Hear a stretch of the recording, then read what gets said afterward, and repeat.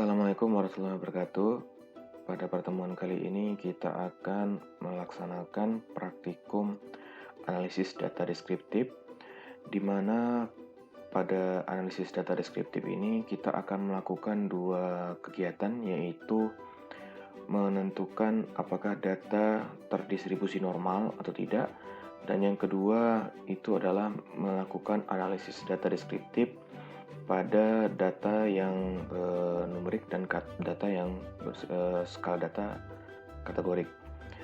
Langsung saja kita mulai untuk melakukan analisis data, apakah datanya terdistribusi normal atau tidak. Nah, di sini kita telah ada 6 variabel ya. 6 variabel di mana terdiri dari 3 variabel yang berskala data numerik dan 3 data berskala data kategorik. Nah, yang data ya atau variabel yang bisa kita analisis untuk dilihat apakah datanya terdistribusi normal atau tidak adalah data-data yang berskala data numerik. Jadi untuk data yang berskala data kategorik itu tidak bisa atau tidak perlu dilakukan untuk analisis apakah datanya terdistribusi normal atau tidak. Karena untuk data-data yang bersifat kategorik itu sudah pasti datanya tidak terdistribusi normal.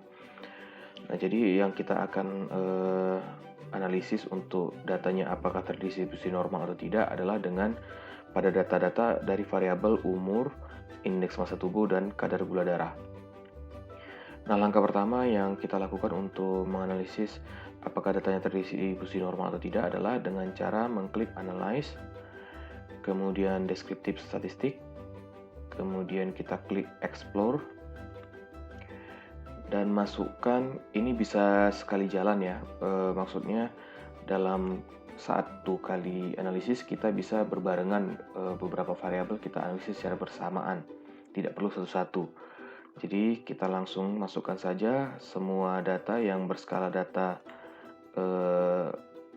numerik ya ke dependent list.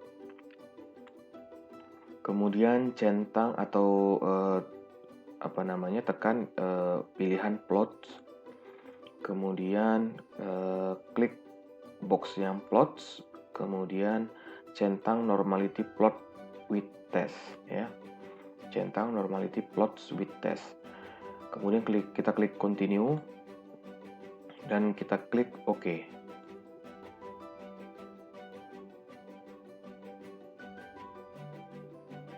Nah, ini datanya sudah keluar. Dari hasil data tersebut, ini ada dua tabel ya.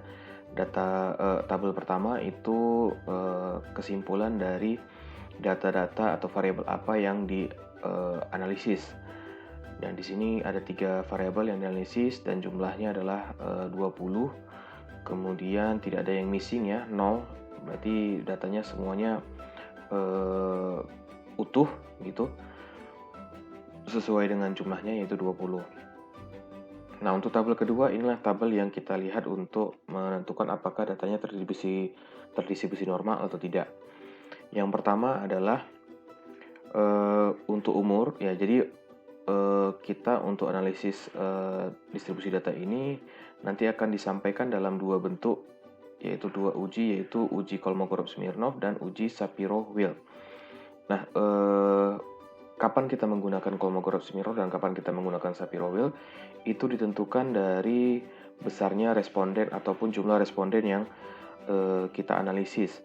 Kalau dia di atas 50 atau beberapa referensi mengatakan ada yang di atas 40, kita menggunakan uji Kolmogorov-Smirnov ya. Tetapi kalau misalnya kita yang responden yang kita gunakan itu di bawah 50 atau di bawah 40, ya beberapa referensi bilang mengatakan di bawah 40, itu kita menggunakan uji dari Shapiro-Wilk ya. Jadi karena di sini datanya respondennya berjumlah di bawah dari 50 atau 40, maka kita gunakan uji hasil dari uji Shapiro-Wilk.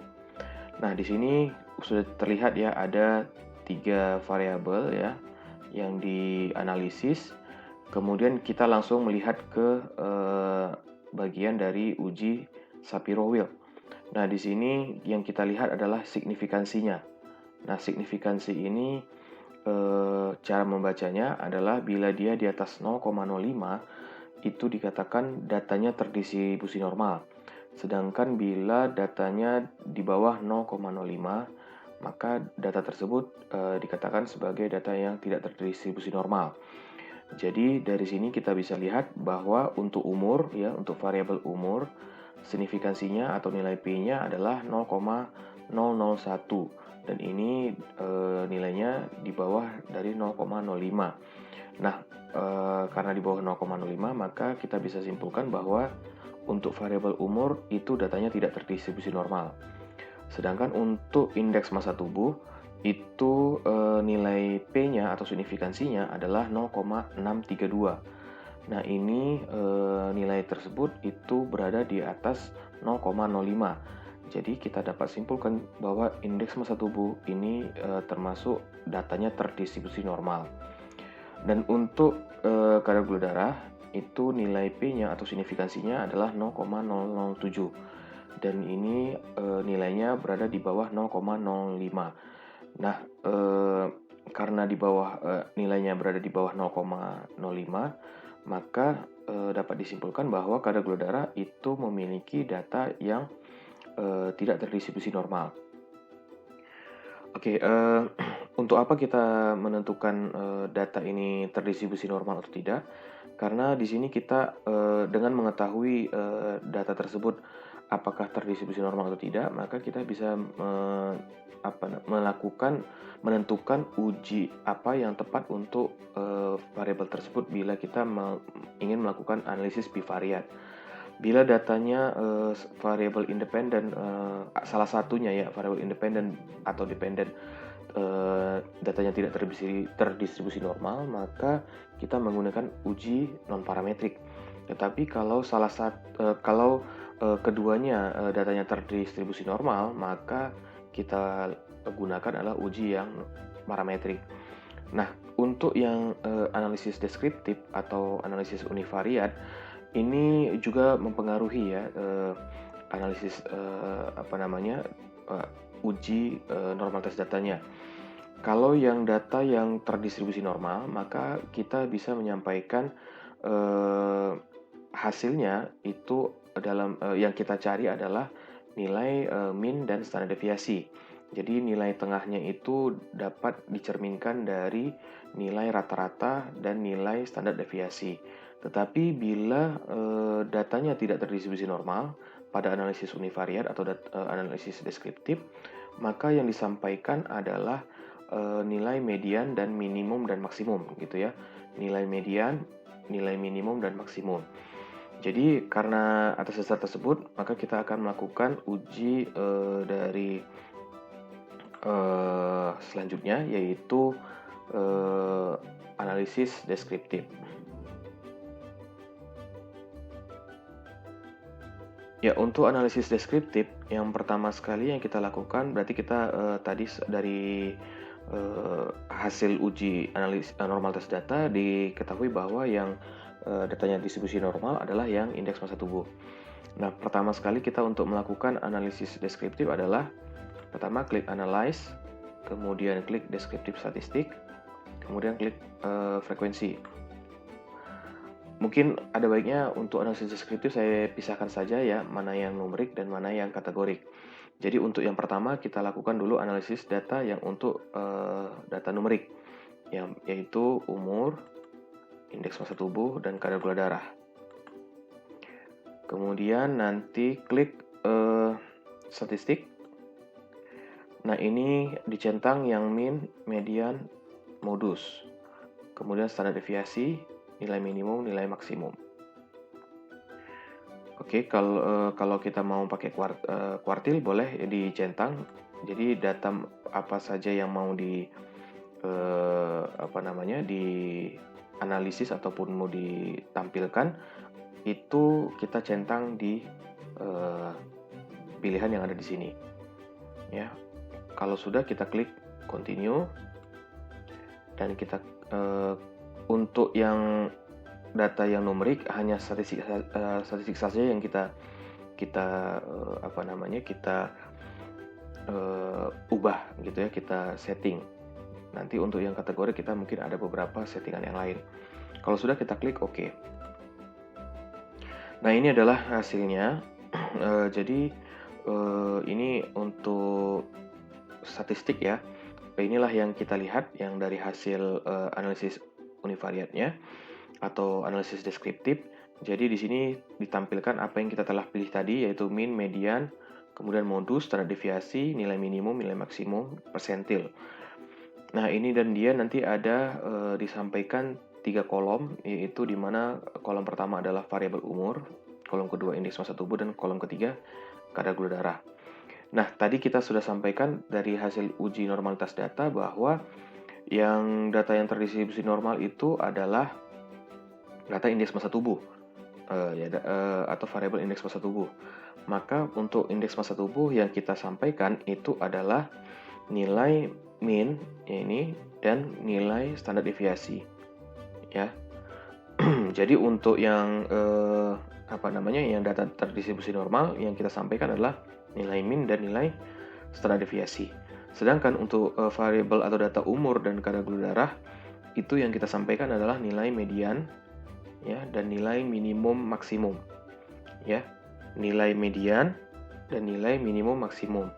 Begitu juga dengan kadar gula darah, ya, data kadar gula darah atau variabel kadar gula darah yang kita sampaikan adalah nilai median dan nilai minimum maksimum. Oke, jadi untuk menganalisis data numerik, analisis deskriptifnya tetap sama, ya, dilakukan sama, yaitu menggunakan seperti yang dijelaskan di tadi, ya, tahapannya.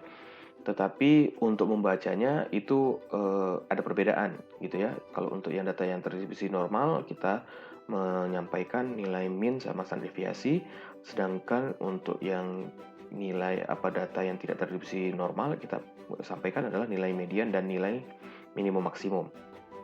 Nah, untuk yang di sini kita tidak perlu lihat karena frekuensi tabelnya ini dia tidak cocok untuk data yang bersifat numerik. Oke, selanjutnya kita melakukan analisis untuk yang data kategorik. Yang pertama kita klik analyze, ya. Kemudian data deskriptif statistik, kemudian tetap frekuensi kita klik dan kemudian kita keluarkan dulu semua, ya.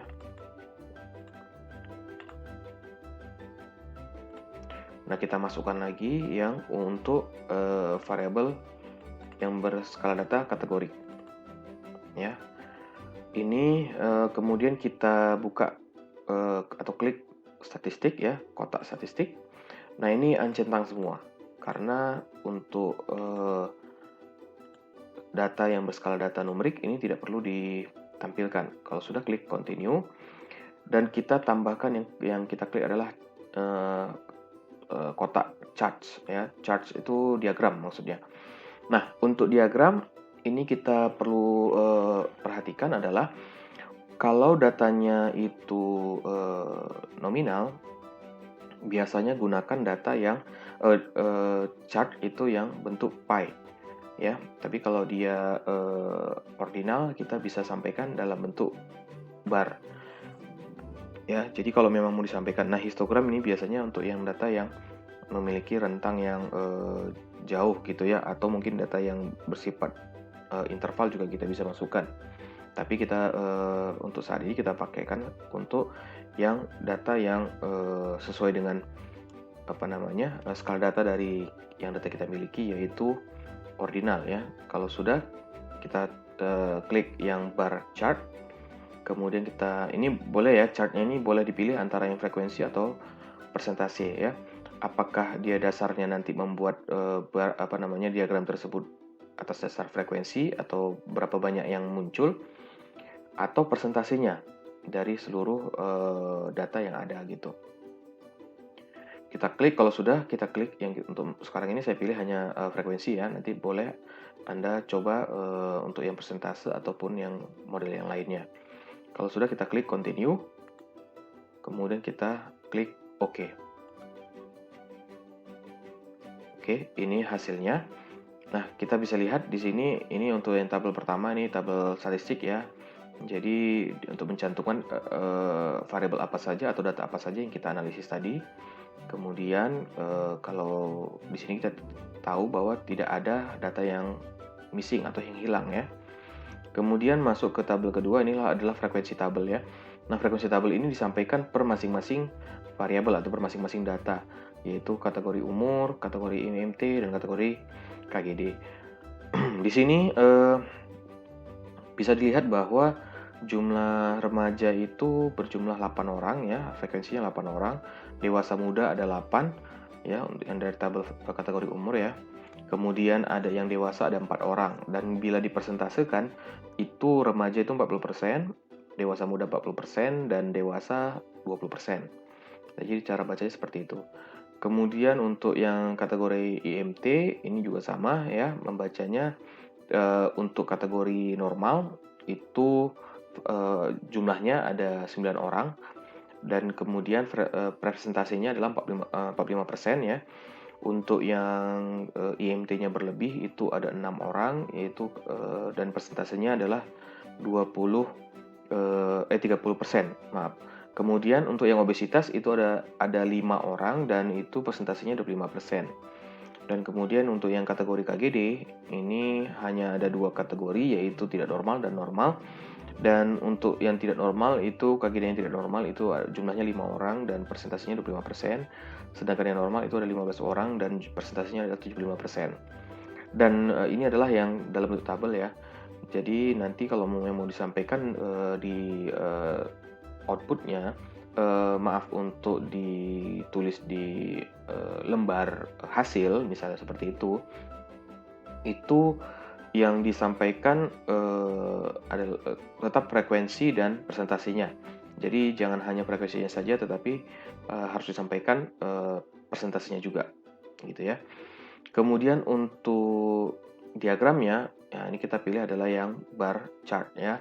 Bar chart inilah yang diagram batang ya. Di sini kita bisa lihat bahwa ini tampilan dari diagram yang berdasarkan hasil dari analisis deskriptifnya. Ini bisa kita lihat bahwa untuk remaja dan dewasa muda ini punya jumlah yang hampir sama ya, 8 orang masing-masing. Sedangkan untuk yang dewasa jumlahnya sedikit dibandingkan yang remaja dan dewasa muda. Dan ini untuk IMT ya, jadi yang paling tinggi adalah yang memiliki IMT normal, kemudian yang berlebih itu yang berada pada nomor 2 yaitu berjumlah 6 orang, dan yang paling rendah itu adalah yang obesitas, ini berjumlah 5 orang. KGD, nah ini bisa dilihat KGD bahwa yang paling banyak adalah yang normal ya, yang tidak normal hanya berjumlah 5 orang, sedangkan yang normal adalah 15 orang.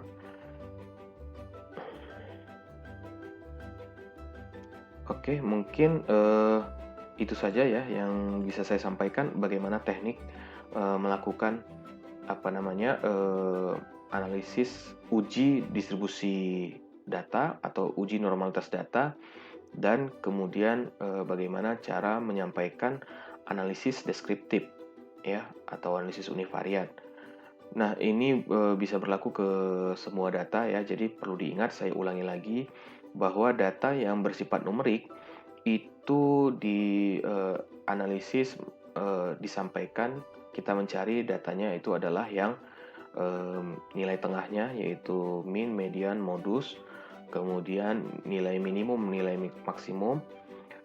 Sedangkan untuk data yang bersifat kategorik, itu yang kita cari adalah frekuensi dan persentasenya. Untuk diagram batang digunakan untuk data yang bersifat ordinal, dan kalau untuk yang data yang bersifat nominal akan digunakan diagram pie ya. Demikianlah praktikum kita pada hari ini. Semoga bisa diaplikasikan ataupun bisa dipraktekkan ya secara langsung nantinya. Dan akhir kata saya ucapkan terima kasih. Saya tutup dengan ucapan alhamdulillahirabbil alamin.